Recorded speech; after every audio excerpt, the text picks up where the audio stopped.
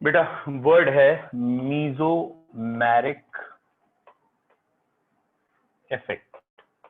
इसको हम simple language में रेजोनेंस भी कह सकते हैं, आर इफेक्ट कह सकते हैं।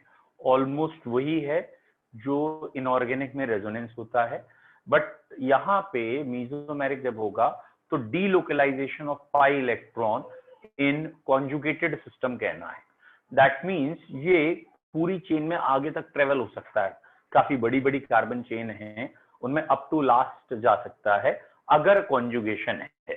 तो बच्चों मीजोमेरिक इफेक्ट में सबसे पहला पॉइंट है ये डीलोकेलाइजेशन। डीलोकेलाइजेशन है ऑफ पाई इलेक्ट्रॉन्स। डीलोकेलाइजेशन करना है यानी पाई इलेक्ट्रॉन की पोजीशन फिक्स नहीं है। पाई इलेक्ट्रॉन अपनी जगह से हटके किसी दूसरी जगह जा सकते हैं। सिर्फ पाई इलेक्ट्रॉन, सिर्फ इलेक्ट्रॉन, एटम कभी भी जगह चेंज नहीं करेगा। याद रखना, अगर कभी एटम ने अपनी जगह चेंज कर दी तो आप उसे रेजोनेंस नहीं कह सकते।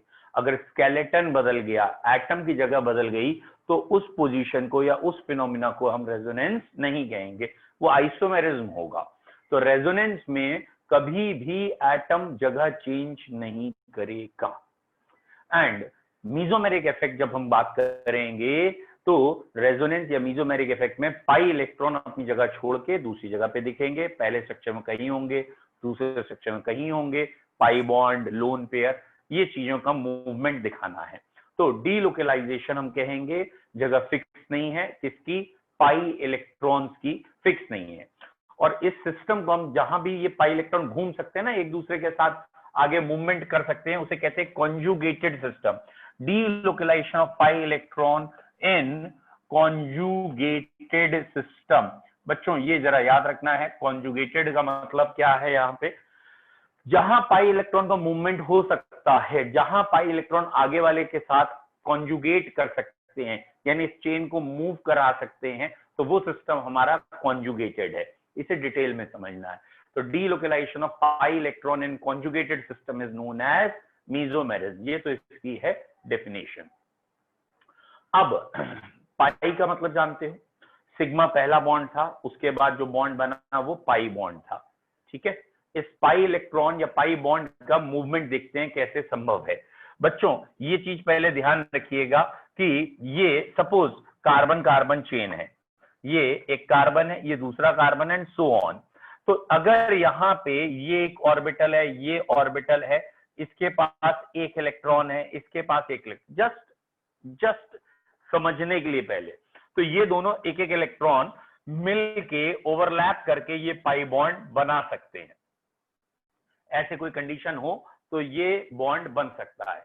तो सिग्मा बॉन्ड के बाद दो इलेक्ट्रॉन जो कि सिग्मा बॉन्ड के परपेंडिकुलर हो, वो आपस में ओवरलैप करके दो ऑर्बिटल्स पाई बॉन्ड बना सकते हैं। ये दिमाग में रखना। अच्छा, क्या पाई बॉन्ड ऐसे बन सकता है? ये कार्बन है, ये कार्बन है। अच्छा बेटा, ये कार्बन की जगह ना कोई और एटम हो तो भी बात मानी जाएगी, जरूरी नहीं कि कार्बन ही होना चाहिए। ऑर्गेनिक पढ़ रहे हैं इसलिए कार्बन से समझा रहा हूं। नाइट्रोजन हो तो भी चलेगा, ऑक्सीजन हो तो भी चलेगा, क्लोरीन हो तो भी चलेगा। तो यहां दो लगातार एटम में एक के पास लोन पेयर हो, यानी दो इलेक्ट्रॉन हो, और दूसरे के पास भी लोन पेयर हो, दोनों के पास एक एक लोन पेयर है, तो क्या अब ये ओवरलैप करके पाई बॉन्ड बनाएंगे? क्या अब ओवरलैप संभव है? I hope so. आप सबको मालूम है एक बॉन्ड दो इलेक्ट्रॉनों से बनता है, चार से नहीं। तो अगर एक के पास भी फुलफिल्ड ऑर्बिटल है, दूसरे के पास भी फुलफिल्ड ऑर्बिटल है, दोनों ही राजा भोज बने पड़े हैं, तो भैया दान देने को तैयार है, दान लेने को कोई तैयार नहीं, पाई बॉन्ड नहीं बनेगा। एक बॉन्ड में दो इलेक्ट्रॉन होते हैं, और यहां दो जो पड़ोसी ऑर्बिटल हैं, दोनों के पास दो दो इलेक्ट्रॉन हैं, तो यहां बॉन्ड नहीं बनेगा। इस कॉन्जुगेटेड को समझने के लिए ये बेस समझना जरूरी है। नेक्स्ट बताओ बेटा, ये एक कार्बन है, ये कार्बन है, इसके पास लोन पेयर है और ये ऑर्बिटल खाली है। क्या यहाँ पाई बॉन्ड संभव है? बन सकता है, डेफिनेटली बन सकता है बॉन्ड, क्योंकि एक ऑर्बिटल खाली, एक ऑर्बिटल भरा हुआ, और इस केस में ओवरलैपिंग पॉसिबल है और बॉन्ड बनेगा। बेसिकली इसे कह रहा हूं लोन पेयर और इसे कह रहा हूं वेकेंट ऑर्बिटल, ये बॉन्ड बनेगा। एंड अगर ये कार्बन है, इसके पास suppose oxygen, chlorine, whatever the element, यहाँ कौन से एलिमेंट है इससे मतलब नहीं है। अगर बेटा ये ऑर्बिटल खाली है और ये भी ऑर्बिटल खाली है, दोनों ऑर्बिटल खाली हैं, तो क्या बॉन्ड बनेगा? तो आपका उत्तर है नहीं बनेगा। क्यों नहीं बनेगा? दोनों भिखारी हैं और यहाँ बॉन्ड बनाने के लिए 2 करोड़ की संपत्ति, मतलब 2 पाई इलेक्ट्रॉन चाहिए थे, वो पाई इलेक्ट्रॉन मौजूद नहीं है, इसलिए बॉन्ड नहीं बनेगा। तो आपको ये ध्यान रखना है कि बॉन्ड कब बन सकता है, ठीक है, बॉन्ड कहां कहां बन सकता है। और इसको एक बार फिर चाहे क्लियर कर लीजिए बेटा कि हमें इससे मतलब नहीं है ये कार्बन है या ऑक्सीजन है, ठीक है, ये दिमाग से निकाल दीजिए कि कार्बन होना जरूरी है, ठीक है, what ever the element. Bond बनेगा तभी जब 2 पड़ोसी एलिमेंट में एक एटम के पास ऑर्बिटल है जिसपे लोन पेयर है, दूसरा खाली है, या इसका उल्टा हो जाए, या दोनों के पास एक एक अनपेयर इलेक्ट्रॉन हो जाए, तो बॉन्ड बनेगा।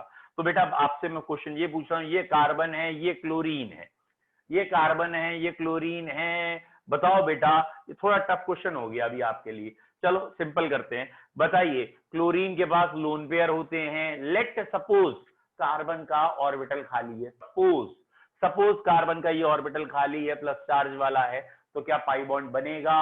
बिल्कुल बनेगा। क्यों बनेगा? क्योंकि ये लोन पेयर आ गया, ये ऑर्बिटल खाली है, ये ओवरलैप कर लेंगे, इसलिए पाई बॉन्ड बनेगा। नाउ द नेक्स्ट कंडीशन, बेटा ये मैं पहले लिखने वाला था, बताइए बेटा, अगर कार्बन के पास लोन पेयर है, क्या पाई बॉन्ड बनेगा? ये क्वेश्चन जब भी मैं पूछता हूं ना बच्चों से, तो पहली बार में अधिकतर बच्चे आंसर इसका गलत देते हैं।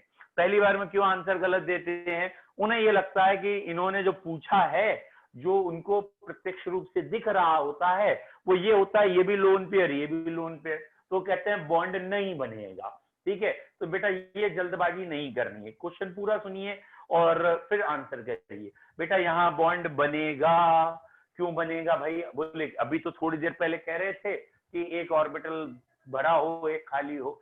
अरे बच्चों, क्लोरीन के पास लोन पेयर तुम्हें दिख रहे हैं, क्या आप भूल गए कि क्लोरीन के पास वेकेंट डी ऑर्बिटल होती है?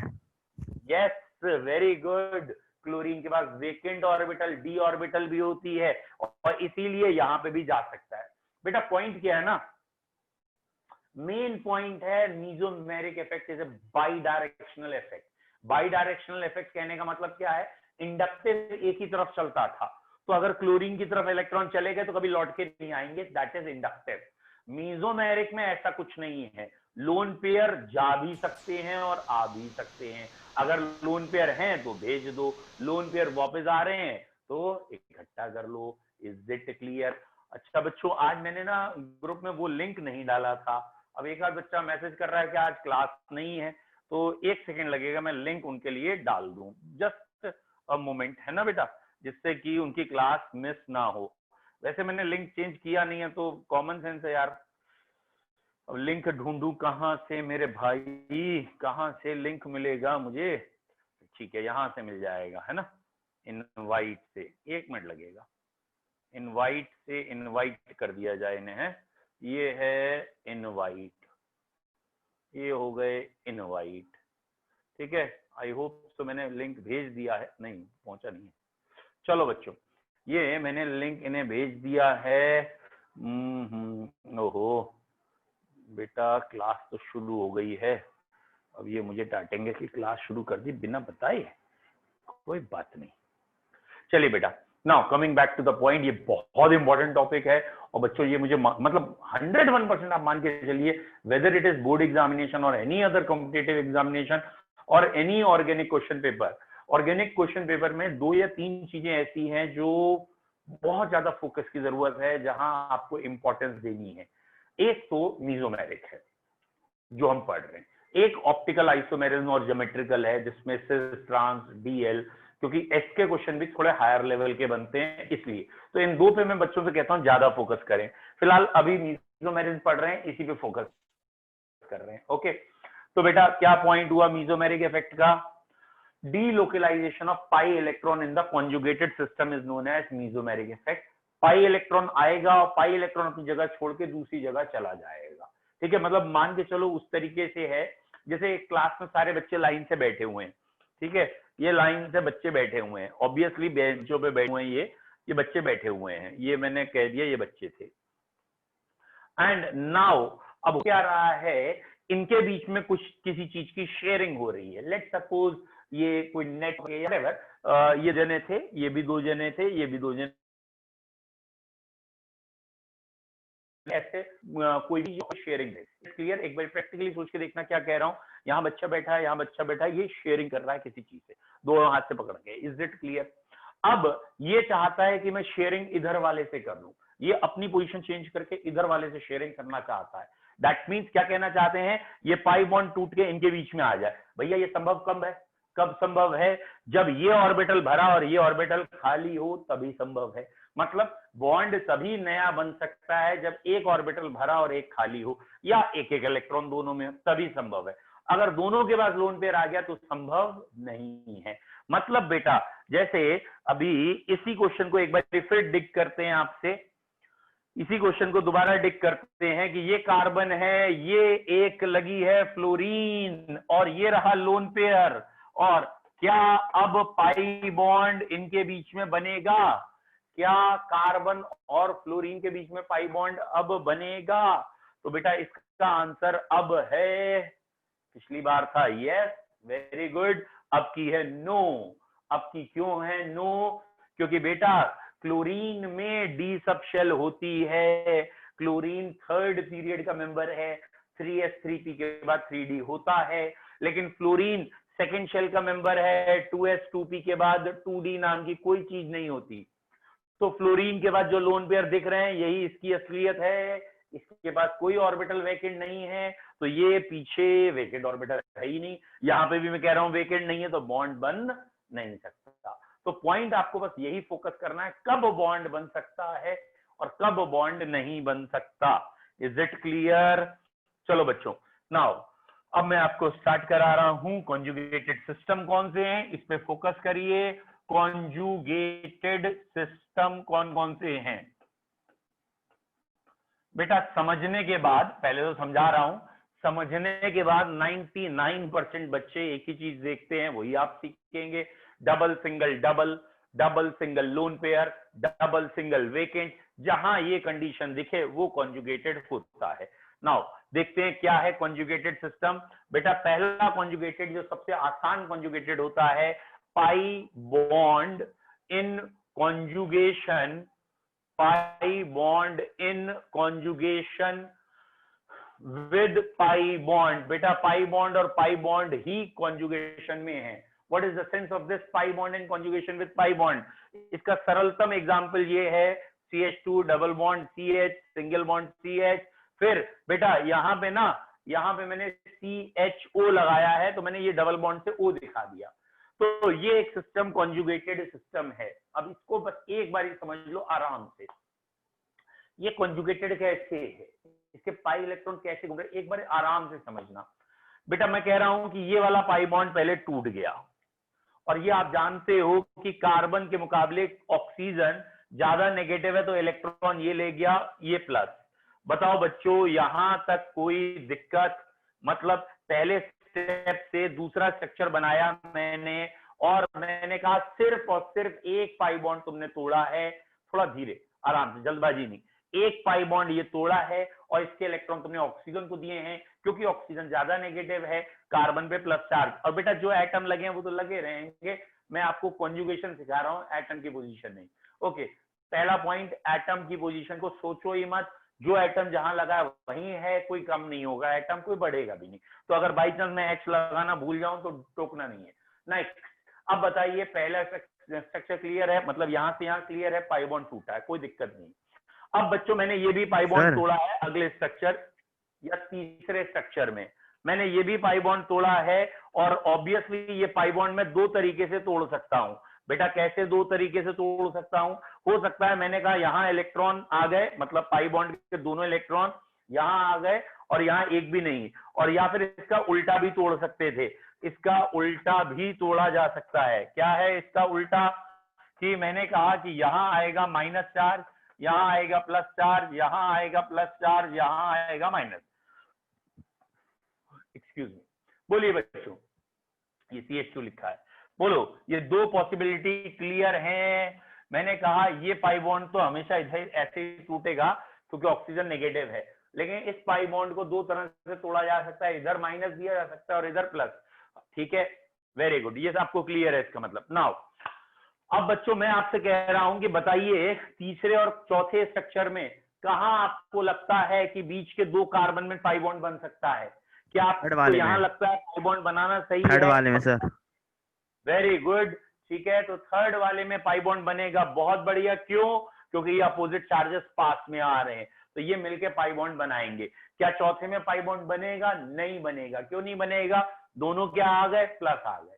ठीक है बच्चों, अब बेटा ये जब तुम पाई बॉन्ड बना लोगे तो आप, मैं पांचवा स्ट्रक्चर कह लूं या यहां एक स्ट्रक्चर बना दे रहा हूं, वो ये बना चौथा, मतलब इस वाले स्ट्रक्चर में मैंने बॉन्ड बना दिया तो ये स्ट्रक्चर बना। चेक इट, क्या यही स्ट्रक्चर बना? ठीक है, थोड़ा बहुत हो सकता है बोर्ड के बाहर निकल गया हो, कोई बात नहीं, आपके रेंज में फिलहाल ये स्ट्रक्चर बनेगा, आप अपनी कॉपी में खुद भी बना सकते हैं। ठीक है, पूरा ही लगभग आ गया है, डन। तो ठीक है, एटम कोई कम ज्यादा नहीं होना चाहिए, बस वो देख रहा था। तो ये आपका, यार एटम का ज्यादा कर दिया क्या? हाँ एटम मुझे लग रहा है मैंने एक ज्यादा कर दियो, 4 कर दियो ना, sorry sorry sorry sorry sorry, ये एक कम कर दूं? 1 मिनट लगेगा, चले हट, यहाँ था, हाँ ये था, सॉरी आई एम सॉरी। चलिए बेटा, अब बच्चों जरा ये जो पहला स्ट्रक्चर है और ये जो पांचवा स्ट्रक्चर है इसको नोटिस करो खाली, और ये ध्यान रखना एग्जाम में खाली पहले के बाद सीधा पांचवा बनना है, दूसरा तीसरा चौथा बना ही नहीं सकते। ये चीज आपको नोटिस करनी है, आगे तक याद रखनी है, क्या कि कभी भी अपोजिट चार्जेस लगातार कार्बन पे नहीं दिखाओगे केमिस्ट्री में। अगर आप लगातार कार्बन पे अपोजिट चार्जेस दिखा रहे हो तो पाई बॉन्ड बनाना पड़ेगा, और लगातार कार्बन पे opposite charges rare to rarest ही दिखाए जाते हैं, वो अभी दिखा दूंगा, एक आध जगह दिखाए जाते हैं, रेयर टू रेयरेस्ट कह रहा हूं कि जैसे नाइट्रोजन है पांचवा बॉन्ड बना ही नहीं सकता तो चार्जेस से दिखा देते हैं। ठीक है, तो अब ये वाले जो मैंने बाकी स्ट्रक्चर आपको दिखाए थे यहां से यहां था, ये खाली समझाने के लिए आपको दिखाए हैं, लेकिन ये अगर आप अपनी कॉपी में एक बार बना लोगे ना तो आप इसका, अभी समझ जा दूंगा बेटा, तो आपको इसकी वैल्यू क्लियर होगी। जरा देखो क्या कह रहा हूं मैं, ये है CH2, दोबारा बना रहा हूं उसी को, ये है CH, फिर ये है CHO। बच्चों ये था हमारा क्वेश्चन और इसी के नीचे आपको आंसर बना के दिखा रहा हूं, ये था हमारा कॉन्जुगेटेड सिस्टम का आंसर या उसका दूसरा सिस्टम। ठीक है, ये था, ठीक है। नाउ बच्चों पहले से ये वाला, ये दोनों स्ट्रक्चर कैसे बने इसको दिखाना ही एक तरीके से इंपॉर्टेंट है मीजोमेरिक इफेक्ट में। एक्चुअली मीजोमेरिक इफेक्ट में जरा साथ साथ समझने की कोशिश करिए, देखने की कोशिश करिए क्या है, कर्व्ड एरो लगाने होते हैं। ये वाले इलेक्ट्रॉन जो यहाँ के पाई हैं, ये दोनों इलेक्ट्रॉन यहां से उठ के ऑक्सीजन पे गए, ऑक्सीजन पे जाके रुक गए, तो वो एरो बीच से उठा के ऑक्सीजन पे लगा दीजिए, तो ऑक्सीजन पे जो माइनस चार्ज आया ऐसे आया। पहला क्लियर है? जैसे ही ये इलेक्ट्रॉन यहां गए, यहां माइनस आ गया, अब अगला पॉइंट दिमाग में रहेगा कि इस कार्बन पे क्या आ गया? प्लस, यानी ये ऑर्बिटल खाली है। और अब जब क्योंकि ये ऑर्बिटल खाली है तो ये वाले जो इलेक्ट्रॉन हैं ये कैसे टूटेंगे? ये वाले इलेक्ट्रॉन आगे आ सकते हैं, और अब की मैंने एरो इन दोनों के बीच में लगाया है, ध्यान से देखिए, इन दोनों कार्बन के बीच में एरो दिखाया है। क्यों दिखाया है? ये ऑर्बिटल खाली हो गया, ये ऑर्बिटल भरा हुआ होगा, तभी भरे और खाली ऑर्बिटल में बॉन्ड बनेगा। दैट मींस यहां पे वेकेंट ऑर्बिटल, यहां लोन पेयर वाला ऑर्बिटल, तो ये वाला बॉन्ड ऐसे टूटा, ये इलेक्ट्रॉन इधर आए, और जब ये इलेक्ट्रॉन इधर आ गए बेटा, बीच में बॉन्ड बन गया, इस कार्बन पे आ गया प्लस चार्ज। भैया इस कार्बन पे प्लस क्यों आया? क्योंकि ये वाला बॉन्ड टूटा था प्लस और माइनस में, सॉरी ये वाला कार्बन टूटा था माइनस और प्लस में, तो माइनस वाले ने तो ये बॉन्ड बना लिया, प्लस रह गया। तो क्या आपको ये दो स्ट्रक्चर क्लियर हैं बच्चों? आई होप सो क्लियर होने चाहिए। क्लियर है तो 1 टाइप करिए, नहीं है तो 2 टाइप करिए, कहना क्यों पड़ रहा है? ठीक है, एक आध बच्चों क्लियर है, वेरी नाइस, डेफिनेटली मैं भी जानता हूं बेटा, 2-3 एग्जाम्पल कराऊंगा, चिंता मत करो, ठीक है। गुड, ठीक है। अधिकतर बच्चों का ये कहना है कि क्लियर तो है, लेकिन जरा और प्रैक्टिस हो जाती तो बात अच्छी होती है ना। और प्रैक्टिस कर लेते हैं बेटा, 2-3 क्वेश्चन की प्रैक्टिस करेंगे, बहुत अच्छे क्वेश्चन की। पहला क्वेश्चन ये है बेंजीन रिंग, ये बेंजीन पाई बॉन्ड 3 अल्टरनेट होते हैं, और बच्चों में जान का बेंजल्डिहाइड यानी CHO ग्रुप ऊपर लगा है। अब मैं चाहूंगा कि आप इसके जो भी रेजोनेंस के स्ट्रक्चर बना सकते हैं बना लीजिए, फिर भी पहले स्ट्रक्चर में हेल्प करनी पड़ेगी, है ना। पहले स्ट्रक्चर में हेल्प क्या करूंगा कि ये वाले इलेक्ट्रॉन ऑक्सीजन छीन लेगा, ऑक्सीजन इलेक्ट्रॉन छीने तो कार्बन का ऑर्बिटल खाली हो गया, पीछे पाई बॉन्ड था, पीछे वाला पाई बॉन्ड कूद के बीच में आ गया, पीछे वाला पाई बॉन्ड कूद के जब बीच में आ गया तो बेटा यहां पे ये जो पहले से था उनमें चेंज मत करो, यहां पे प्लस चार्ज, क्योंकि इस कार्बन का पाई बॉन्ड चला गया, और ये डबल बॉन्ड आ गया है, इस पे माइनस चार्ज, ये ऐसे, तो ये इसका पहला स्ट्रक्चर तैयार हुआ। पहला स्ट्रक्चर कैसे तैयार हुआ है, 2 पाई बॉन्ड को मूव करा के दिखाया, एक पाई बॉन्ड बीच में गया, एक ऊपर पहुंच गया, इसलिए ये पहला स्ट्रक्चर तैयार हुआ है। ड्रॉ इट बनाइए। अब बेटा देखिए अगला स्ट्रक्चर बनेगा नहीं बनेगा। बेटा ये ऑर्बिटल या ये कहें इस कार्बन के पास यहां बॉन्ड है, पाई बॉन्ड, और ये पाई बॉन्ड तोड़वाए अगर ऐसे कि इस पे माइनस आए पड़ोस पे प्लस आए, तो माइनस और प्लस बॉन्ड बना लेंगे। और केमिस्ट्री ये कहती है कि आप सीधा पाई बॉन्ड को घुमा के दिखा दीजिए, कर्व्ड एरो से दिखा दीजिए। कुछ बच्चे रिंग के अंदर से एरो दिखाते हैं, कोई दिक्कत नहीं है, रिंग के बाहर से दिखाओ, ये पेपर पे प्रेजेंटेशन है, एक्चुअल से अलग है, तो भैया आप कहीं से मूवमेंट दिखाइए, पाई इलेक्ट्रॉन घुमाएंगे, और ये पाई इलेक्ट्रॉन जो यहाँ घूम गया है, यहाँ प्लस आ गया है, और बच्चों यहाँ पे माइनस है। आई होप सो क्लियर होगा। अब क्या आगे फिर घूम सकता है ये इलेक्ट्रॉन? बिल्कुल घूम सकता है। ये वाले लोन पेयर इनके बीच में आ सकते हैं, और जब ये लोन पेयर इनके बीच में आ सकते हैं तो बेटा यहाँ पे आ गया लोन पेयर, और यहाँ प्लस चार्ज ये आ गया।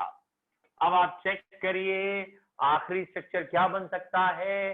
अगर ये वाले इलेक्ट्रॉन यहाँ आ गए तो कार्बन पे प्लस चार्ज आ जाएगा, और ये वाले इलेक्ट्रॉन खींच के पाई बॉन्ड दोबारा बना देगा।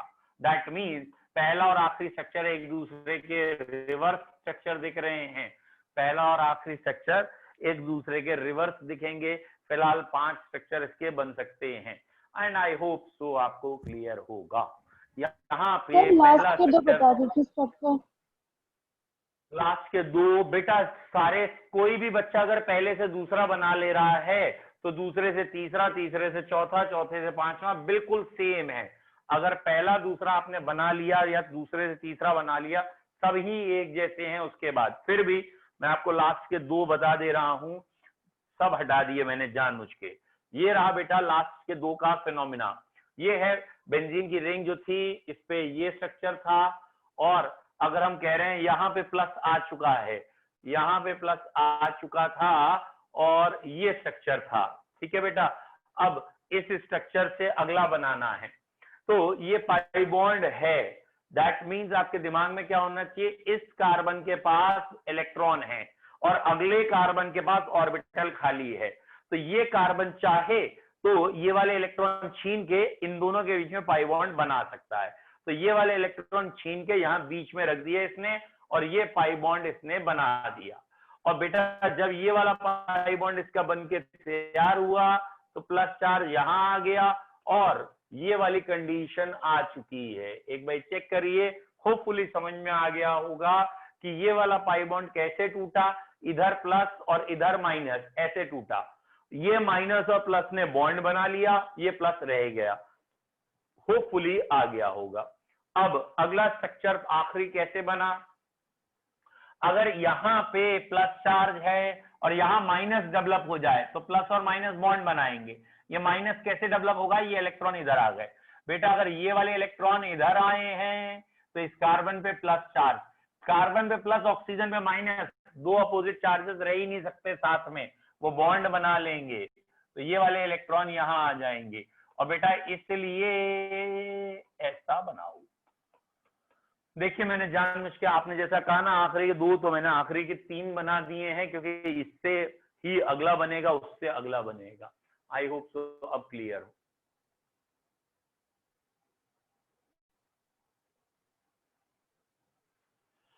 तो बच्चों रेजोनेंस में आपको समझना क्या है कि पाई इलेक्ट्रॉन का मूवमेंट करना है और पाई इलेक्ट्रॉन के मूवमेंट से स्ट्रक्चर बनाने हैं।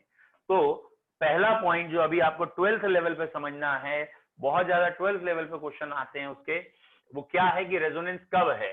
तो रेजोनेंस या कॉन्जुगेशन कब है? पहली कॉन्जुगेशन हमारी हुई पाई bond with pi bond, 2 pi bond हो और एक सिग्मा से सेपरेटेड हो, तब कॉन्जुगेशन हो सकता है। Pi bond with pi bond का उदाहरण या एग्जाम्पल क्या हो गया कि ये रहा carbon, double bond carbon, single bond, फिर डबल बॉन्ड, चाहे कार्बन लगाओ, ऑक्सीजन हो, नाइट्रोजन हो, कुछ भी हो, ये इसका एग्जाम्पल होगा। या दूसरा एग्जाम्पल दे देते हैं, बेटा ये लगा है carbon double bond carbon, nitrogen double bond oxygen, बिल्कुल होगा। Carbon double bond carbon, carbon triple bond nitrogen होगा। पाई पाई बीच में सिग्मा, तो ये कंजुगेशन कर सकता है, ये इस हेडिंग में आएगा। पाई बॉन्ड, सिंगल बॉन्ड, और यहाँ पे आप कुछ और लेना चाहते हैं तो लाइक जिसमें पाई बॉन्ड हो, तो बेटा आप एन डबल बॉन्ड एन भी, एन डबल बॉन्ड एन भी लिख सकते हैं। तो एटम्स की यहाँ पे कोई भी लिमिटेशन नहीं है, ठीक है बेटा। एक बच्चे ने अभी पूछा है शायद रेजोनेंस की डेफिनेशन क्या, शायद ये पूछा है, कमेंट हट गया था तो मैं पढ़ पाता। प्रभा वसु शायद आपने यही पूछा है, एटम्स रेजोनेंस की डेफिनेशन। तो रेजोनेंस की भी डेफिनेशन यही होती है बेटा कि when one structure is not enough or capable of explaining all the properties, अगर किसी कंपाउंड की सारी प्रॉपर्टीज एक्सप्लेन करने के लिए एक स्ट्रक्चर सफिशिएंट ना हो, so we have to draw more than one structure. हमें सारी स्ट्रक्चर मतलब सारी प्रॉपर्टी समझाने के लिए एक से ज्यादा स्ट्रक्चर बनाने पड़ेंगे, and this phenomena is known as resonance. और व्हाट इज मीजोमेरिज्म? यही चीज मीजोमेरिज्म है, बट मीजोमेरिज्म में हमें कहना पड़ेगा delocalisation of pi electron in conjugated system. वही चीज है, लेकिन उससे थोड़ा सा एक अलग पॉइंट है, वहां पे तो बस एक या 2 बारी होती है, यहाँ तो पूरी रिंग में, चेन में चलती रहती है, तो उसका एक एक्सटेंशन रूप है। बिल्कुल सही कह रहे हो बेटा मनु कि अगर रेजोनेंस या मीजोमेरिज्म आ जाएगी तो पाई बॉन्ड घूमेगा, चलेगा, और बेटा अगर पाई बॉन्ड घूमेगा या चलेगा तो एनर्जी तो कम हो ही जाएगी। जहां जहां एनर्जी लॉस होती है वहां वहां केमिस्ट्री में स्टेबिलिटी आती है, तो यहां हम कहेंगे stability will attain, definitely stability आएगी। जिस जिस कंपाउंड में इंटरमीडिएट में रेजोनेंस होगी वो स्टेबल होगा। क्लियर है? तो रेजोनेंस या मीजोमेरिज्म का मतलब है पाई इलेक्ट्रॉन को अपनी जगह से हटाना। जितनी ज्यादा बार आप हटा लेंगे, मतलब जितने ज्यादा रेजोनेटिंग स्ट्रक्चर बना लेंगे, उतना कंपाउंड स्टेबल होगा। But remember, resonance is a hypothetical concept. Resonance या मीजोमेरिज्म एक हाइपोथेटिकल कंसेप्ट है। मतलब क्या है सिंपल भाषा में? जैसे पंखा है, फैन, तो बेटा ये जो फैन है इसके 3 ब्लेड आपको दिख रहे हैं, अच्छी बात है। किसी ने दूसरी तरफ मोड़ के फैन रोक दिया, 3 ब्लेड दोबारा देखने लगे, ठीक है। लेकिन नेचर में ये फैन रुका नहीं है, नेचर में ये फैन लगातार चल रहा है। अब क्या कहना चाहते हैं, नेचर में ये फैन चल रहा है, ये बेंजीन है, तो बेंजीन में 3 पाई बॉन्ड होंगे, फिर बेंजीन में 3 पाई बॉन्ड होंगे। बिल्कुल पंखे वाला एग्जाम्पल लगा के देखिए, ये 3 पाई बॉन्ड जो थे ये लगातार रोटेट कर रहे हैं, लगातार चल रहे हैं, और ऑब्वियसली जब ये लगातार चल रहे हैं तो ये हमें ऐसे दिख रहे हैं, है ना, ये तो हमें ऐसे दिख रहे हैं जैसे पंखा जब चलता है। तो ये चीज नेचुरल है, इसे हम कहते हैं रेजोनेंस हाइब्रिड।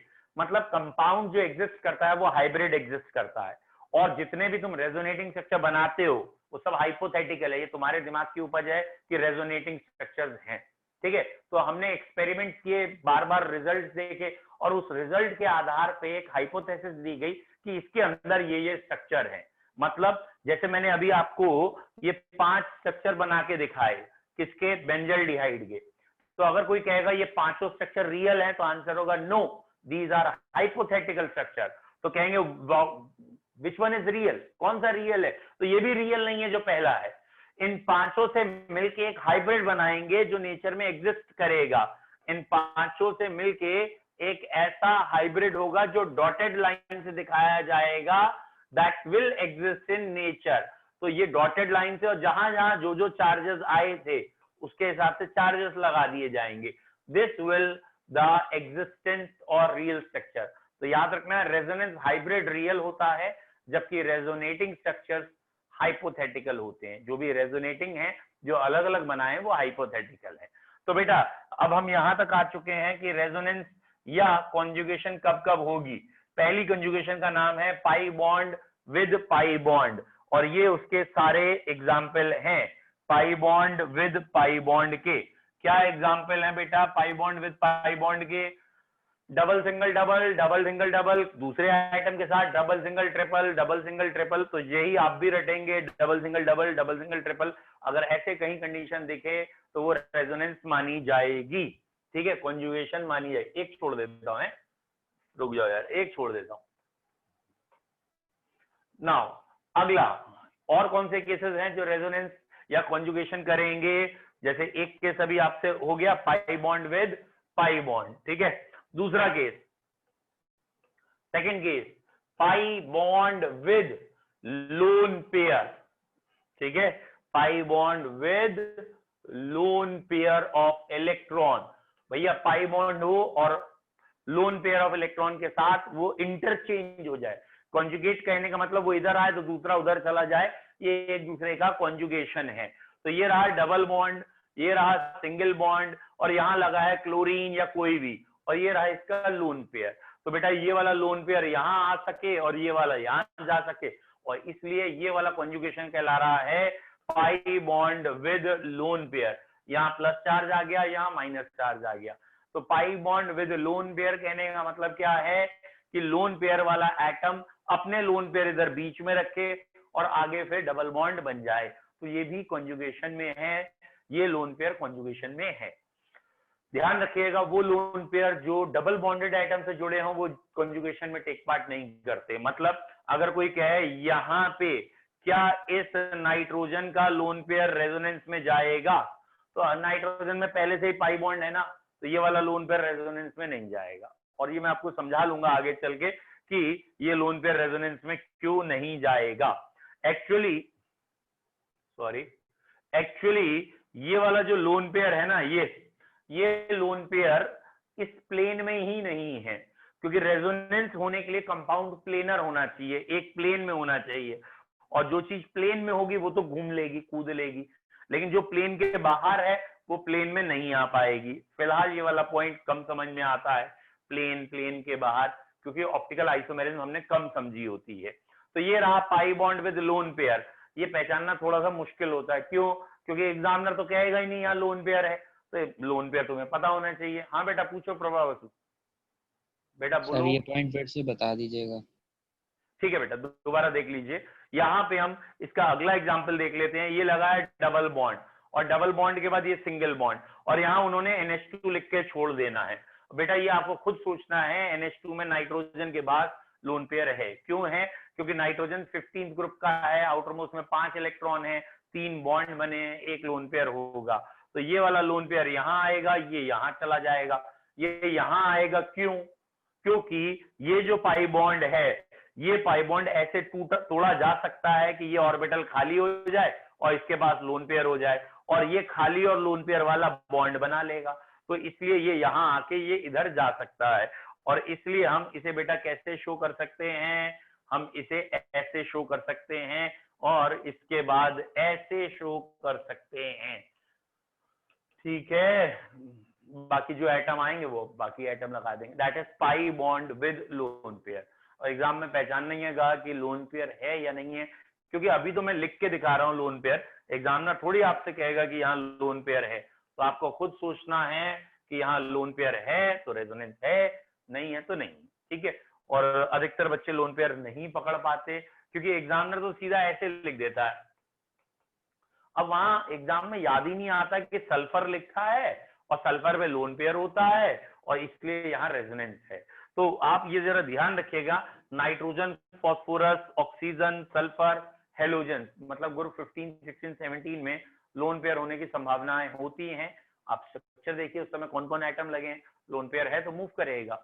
फिलहाल पाई बॉन्ड विद लोन पेयर इसे कहते हैं। मतलब एग्जामिनर की तो ये इच्छा है कि आप रेजोनेंस ना पकड़ पाए, इवन जैसे मैंने आपको पहला वाला स्ट्रक्चर दिखाया था, इवन वो पाई बॉन्ड विद पाई बॉन्ड को ऐसे शो करना चाहता है, वो पाई बॉन्ड विद पाई बॉन्ड को ऐसे शो करना चाहता है कि तुम पहचानो कि ये एल्डिहाइड है और एल्डिहाइड के पास लोन पाई बॉन्ड होता है।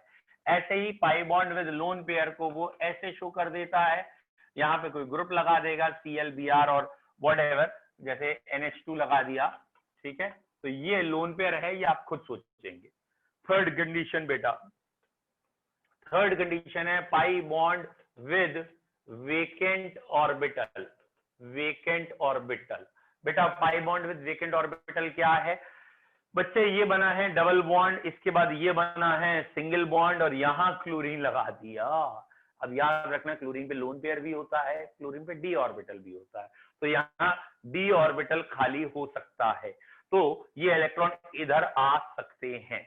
और अगर किसी कंपाउंड में दोनों नेचर हो सकते हैं, +m और -m, मतलब वो लोन पेयर ले भी सकता है और छोड़ भी सकता है, तो जनरली लोन पेयर छोड़ने वाला इफेक्ट +m इफेक्ट डोमिनेंट होता है। कौन सा इफेक्ट डोमिनेंट होगा? जिसमें लोन पेयर डोनेट किए जाएंगे, that is +m effect will be dominated. फिलहाल अभी पाई बॉन्ड विद वेकेंट ऑर्बिटल है, ठीक है। तो ये जरा ध्यान रखना, अगर पाई बॉन्ड है और अगला ऑर्बिटल वेकेंट है तो यहाँ रेजोनेंस हो जाएगी। एंड अगेन एग्जामिनर क्यों बताएगा तुम्हें वेकेंट है? तुम्हें खुद पता होना चाहिए वेकेंट है, इतनी केमिस्ट्री आपको पता होनी चाहिए। वो यहाँ BH2 लिख देगा, तो आप खुद सोचेंगे कि भाई बोरॉन ग्रुप 13 या आउटरमोस्ट 3 इलेक्ट्रॉन रखता है, 3 बॉन्ड बनाने के बाद 6 हो गए। अब ये पाई बॉन्ड है, ये सिंगल बॉन्ड, इसके बाद 6 है, यानी एक लोन पेयर की जगह है। It can accept lone pair, क्योंकि बच्चे ये लोन पेयर ले सकता है, तो ये बॉन्ड इधर जा सकता है, रेजोनेंस होगी। तो this one is termed as pi bond with vacant orbital. पहली 3 रेजोनेंस में कोई दिक्कत?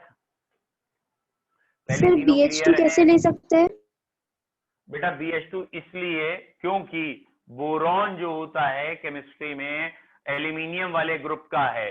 बच्चों ये आपको थोड़ा सा याद रखना पड़ेगा, बोरॉन और एल्यूमिनियम एक ग्रुप में है, इनमें आउटर मोस्ट में 3 इलेक्ट्रॉन है बोरॉन के अपने। अब बेटा 3 बॉन्ड भी बना लिए बोरॉन ने, तो बच्चे बोरॉन के 3 अपने और 3 बॉन्ड बोरॉन के 6 हो गए। लेकिन ऑक्टेट रूल फॉलो करना चाहिए इसे, क्योंकि ये सेकेंड पीरियड का मेंबर का है, सेकेंड पीरियड में 8 हो जाते हैं, तो ये अभी ऑक्टेट से 2 इलेक्ट्रॉनों की कमी से गुजर रहा है, और क्योंकि इसके पास p ऑर्बिटल है तो ये वेकेंट ऑर्बिटल हो गया और ये लोन पेयर इसमें आ सकते हैं, और इसलिए यहाँ पे भी कंजुगेशन है। बट रिमेंबर एग्जामिनर नहीं बना के दिखाएगा ये वेकेंट ऑर्बिटल, ये तो लोन पेयर या वेकेंट ऑर्बिटल या कई बार इवन पाई बॉन्ड भी एग्जामिनर की कोशिश होगी वो आपको ये चीजें ना दिखाए। और 90% स्टूडेंट इंडक्टिव लिए घूम रहे होते हैं, मतलब कोई भी क्वेश्चन आता है वो आई इफेक्ट से ही करना चाहते हैं, क्योंकि inductive is always there, +I effect या सिग्मा बॉन्ड हमेशा होता है, इंडक्टिव तो लगेगा। तो मीजोमेरिक सोच भी नहीं पाते, वो देते इस तरीके से, और जो बच्चा मीजोमेरिक को पहले करेगा वो फायदे में रहेगा। लेकिन प्रॉब्लम तुम्हारी क्या है, तुम इंडक्टिव पहले करते हो। भाई क्या प्रॉब्लम है? इंडक्टिव का सिंबल है आई, तुम हर जगह मैं बकरी बने कर रहे हो तो गड़बड़ तो होगी। और मीजोमेरिक का सिंबल है एम का उल्टा W मतलब वी का मतलब हम सब, तुम हम पहले करो तो सही रहेगा, मैं कर रहे हो गड़बड़ हो जाएगी। तो फिलहाल पाई बॉन्ड के 3 हो गए, पाई bond with pi bond, pi bond with lone pair, pi bond with vacant orbital, और चौथा तो भैया बड़ा कमाल का है, और ये इतना कमाल का है कि अगर आ जाता है एग्जाम में तो बहुत बड़ा, मतलब कई बार 95% भी बच्चे गलत कर सकते हैं, 5% वही सही करते हैं जो बिना पढ़े गए होते हैं, तुक्के मारे होते हैं, ठीक है, जो पढ़ के गया होता है उससे गलत होता है। और चौथा है बेटा lone pair of electron with vacant orbital. चौथा एकदम अलग है, यहाँ पाई बॉन्ड है ही नहीं, यहाँ पाई बॉन्ड है ही नहीं, और बच्चे सोच रहे होते हैं जब पाई बॉन्ड ही नहीं है तो रेजोनेंस खाएगी, मीजोमेरिक खाएगा, बस यही फंस जाते हैं।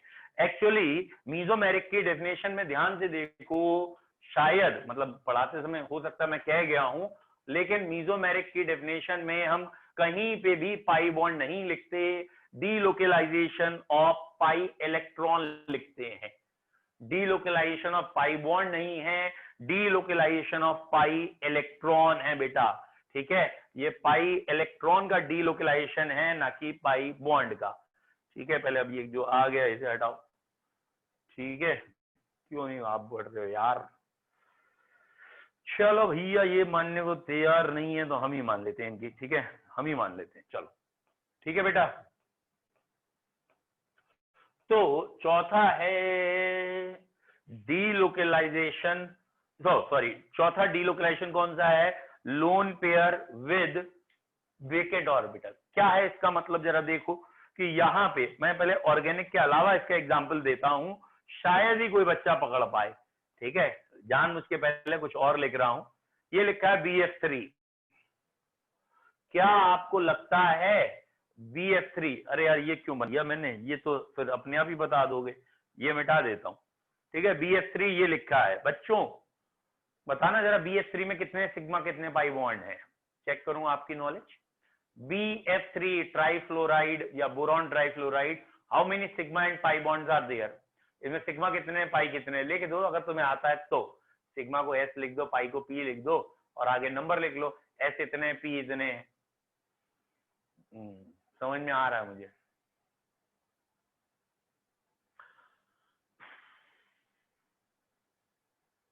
एक बच्चे का आंसर आया और बिल्कुल सही आया, वेरी गुड, बहुत बढ़िया बेटा, ठीक है, वेरी गुड, बहुत बढ़िया, अरे वेरी गुड।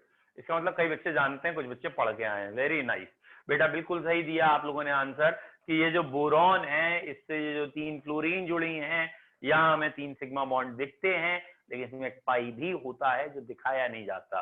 कहाँ है पाई, इसका लोन पेयर और इसका वैकेंट ऑर्बिटल बॉन्ड बनाता है, और ये वाली रेजोनेंस कि एक के पास लोन पेयर है एक के पास वेकेंट ऑर्बिटल है, इस रेजोनेंस को ही कहते हैं बेटा lone pair with vacant orbital. यहाँ पाई बॉन्ड है ही नहीं, फिर भी रेजोनेंस चल रही है, कमाल की रेजोनेंस है। तो यहाँ ध्यान रखिएगा, और मैं इसे ऑर्गेनिक में बता रहा हूँ इसलिए मिटा रहा हूँ, ऑर्गेनिक में बता रहा हूँ बेटा। ऑर्गेनिक में कहाँ है ये बेटा, ये लिखा है कार्बन की चेन है, मान लो CH3 CH2O CH2+, ऐसे। तो बच्चे यहाँ पे आप कह सकते हो रेजोनेंस है। कैसे है रेजोनेंस, ये रहा लोन पेयर सिग्मा बॉन्ड और ये रहा वेकेंट ऑर्बिटल। तो लोन पेयर जहां भी है ना तो वो दिखाया जाता है और वेकेंट ऑर्बिटल भी नहीं बताया जाता। तो जब भी लोन पेयर और वेकेंट ऑर्बिटल में रेजोनेंस हो तो वो आएगी आपकी, that is in the 4th category. तो ये चौथी कैटेगरी हो गई lone pair with vacant orbital. 5th and last category, ये 5th कैटेगरी बच्चों ओनली इन इंटरमीडिएट होती है। तो ये इंटरमीडिएट को पहचानने के लिए या इंटरमीडिएट कब स्टेबल है या नहीं है उसके लिए है, ठीक है। 5th category is for intermediate.